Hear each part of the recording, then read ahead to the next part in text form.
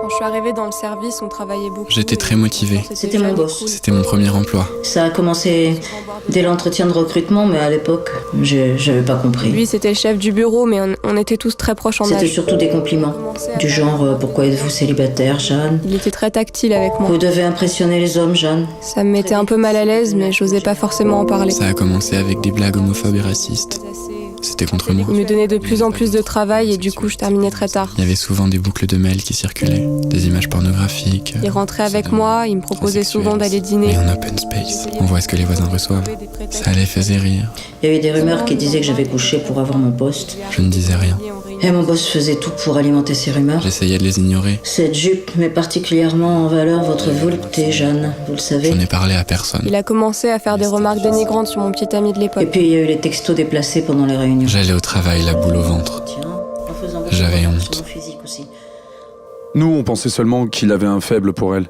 D'ailleurs, on trouvait ça injuste qu'il lui donne toujours les dossiers les plus intéressants, mais bon, on a fini par croire qu'ils sortaient ensemble. Au moment de renouveler mon poste, il m'a proposé d'en discuter autour d'un verre. Avec les collègues, on a pris ça pour Un jour, il m'a convoqué dans son J'ai bureau. refusé. Il était debout au milieu de la pièce, il m'a lancé un regard. Il m'a dit, il n'y a pas de fumée sans feu. J'ai précipité sur moi, il m'a plaqué contre le mur, il a mis une main sur mon sein, crié, mais quand son est sorti, j'étais On est resté un peu tétanisée. après qu'elle soit partie.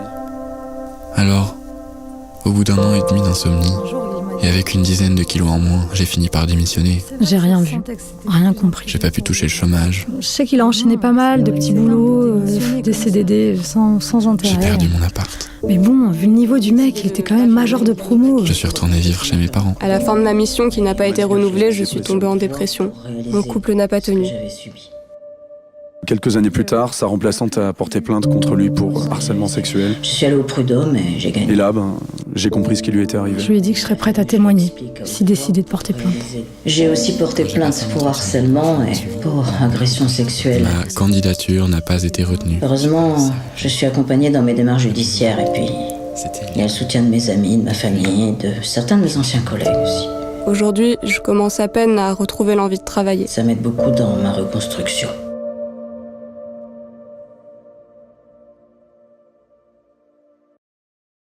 Le harcèlement sexuel au travail est encore trop souvent banalisé. Il ne doit plus être tabou. Victime ou témoin, la loi nous protège si nous parlons.